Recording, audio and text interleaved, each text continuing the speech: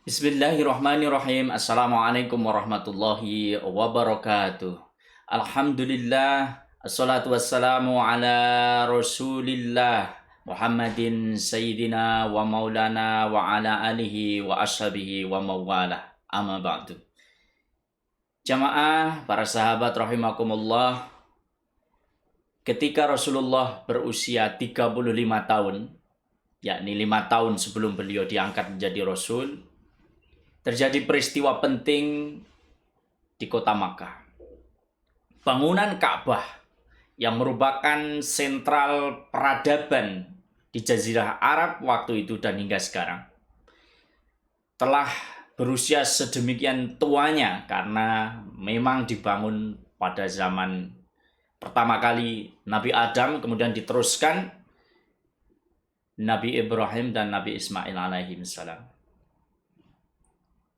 Apa yang terjadi dengan bangunan Ka'bah waktu itu adalah bangunan hanya setinggi tingginya manusia rata-rata dan sudah rapuh. Juga keadaannya semakin memprihatinkan karena terjadi banjir yang merusak bangunan Ka'bah itu.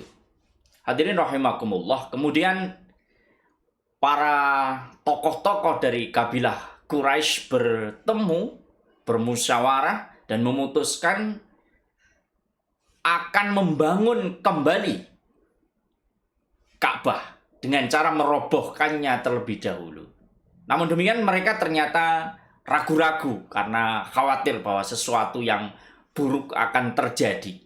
Kemudian tampillah seorang tokoh yang bernama Al-Walid bin Al-Mughirah Al-Makhzumi. Beliau ini memprakarsai pembangunan kembali Ka'bah, renovasi Ka'bah. Beliau memulai dengan menurunkan batu bata yang menjadi penyusun bangunan Ka'bah itu hingga sampai ke pondasinya. Ketika para kabilah menyaksikan tidak terjadi apa-apa dengan Al-Walid bin Al-Mughirah Al-Makhzumi, kemudian mereka mengikutinya, bergotong royong merenovasi Ka'bah. Dan yang menariknya para hadirin, kabilah Quraisy ini berkomitmen untuk membangun kembali bangunan Ka'bah ini dengan menggunakan dana dari sumber yang baik saja, tidak dari sumber yang haram, termasuk dari sumber ribawi. Mereka membagi tugas merenovasi bangunan Ka'bah ini sehingga setiap kabilah mendapatkan bagian. Ada satu kabilah yang mendapatkan bagian sudut ini, kabilah yang lain mendapatkan sudut itu, dan seterusnya. Hingga bangunan Ka'bah itu kembali berdiri lebih bagus. Dan ada satu hal yang secara catat menarik sekali. Di sudut Hajar Aswad, di mana batu Hajar Aswad ini biasanya berada, karena ketika direnovasi batu ini diturunkan, terjadi sebuah argumentasi yang cukup runcing antara kabilah-kabilah Quraisy.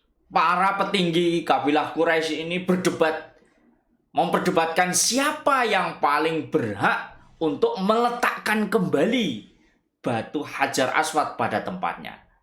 Perlu para sahabat ingat bahwa adalah sebuah prestis, gengsi yang besar untuk sebuah kabilah diberi kepercayaan meletakkan kembali Hajar Aswad pada tempatnya. Perdebatan ini tidak kunjung selesai. Sejarah mencatat hingga 4-5 malam. Bahkan hampir-hampir terjadi pertikaian fisik atau peperangan. Tampillah seorang tokoh bernama Abu Umayyah bin Al-Mughirah Al-Makhzumi. Beliau ini punya satu ide. Idenya adalah bagaimana jika menunjuk salah seorang di antara kabilah Quraisy ini untuk menjadi pemutus perkara. Lalu diputuskan agar adil bahwa orang yang ditunjuk menjadi pemutus perkara adalah orang yang pertama kali masuk pintu Masjidil Haram. Qadarullah, orang yang pertama kali masuk Masjidil Haram ini adalah baginda Nabi Muhammad Sallallahu Alaihi Wasallam. Hadirin rahimakumullah.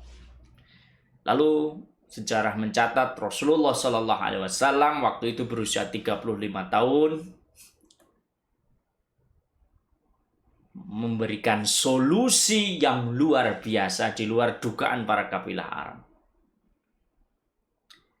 Beliau mempersiapkan selembar kain panjang seperti kain selendang.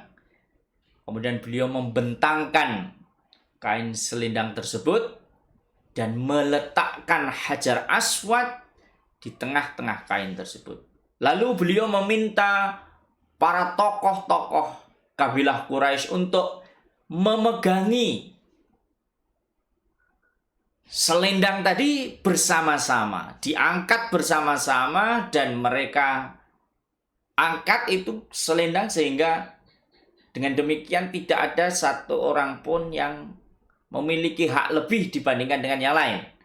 Mereka angkat pelan-pelan ke sudut Hajar Aswad, dan ketika batu Hajar Aswad ini sudah mendekati sudut tempatnya dia berada, baginda Nabi Muhammad SAW meraihnya dan meletakkannya kembali. Sahabat rahimakumullah, semua kabilah Quraisy senang dan puas dengan solusi cerdas tersebut. Bahkan perlu diketahui juga, ketika Abu Umayyah bin Al-Mughirah Al-Makhzumi ini mengetahui bahwa orang yang pertama kali masuk ke dalam Masjidil Haram itu baginda Nabi Muhammad SAW, dan juga orang-orang di tempat itu, para kabilah Quraisy, mereka tahu, oh ternyata orang yang pertama kali masuk adalah Muhammad. Mereka bersorak girang. Mereka mengatakan, inilah Al-Amin, inilah orang yang bisa dipercaya.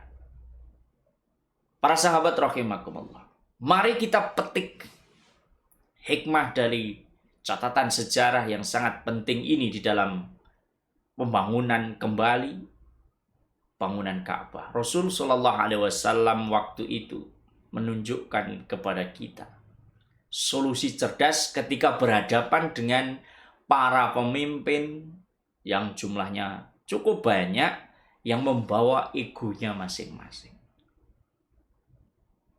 Setiap pimpinan kabilah Arab waktu itu ingin mendapatkan kehormatan untuk bisa meletakkan kembali Hajar Aswad pada tempatnya. Apa yang terjadi adalah adanya ego yang dibawa di hadapan publik. Dan ego ini bisa memancing konflik yang bisa berbahaya. Solusi Rasulullah SAW untuk membentangkan kain yang panjang dan mengajak para pimpinan kabilah Quraisy ini memberi kita pelajaran. Pelajaran leadership dengan melibatkan partisipasi dari tokoh-tokoh dan semua masyarakat yang dipimpin.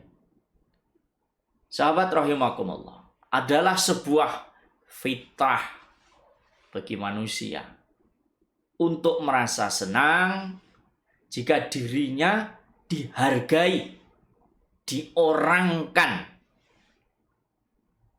Di dalam sejarah renovasi Ka'bah yang tadi saya sampaikan, terlihat jelas bahwa pertikaian berdarah bisa dihindari dengan cara merangkul semua pihak. Ketika orang diberikan porsi yang semestinya, para tokoh dirangkul, diajak bermusyawarah, diajak bekerja sama di dalam posisi yang sama-sama tinggi, sama-sama rendah, maka yang terjadi adalah harmoni. Harmoni antara yang memimpin dan yang dipimpin. Sahabat rahimakumullah, ini adalah pelajaran bagi kita, utamanya bagi saudara-saudara sekalian yang menjadi pemimpin. Apa yang harus dilakukan? Yang pertama, lihat potensi organisasi yang Anda pimpin.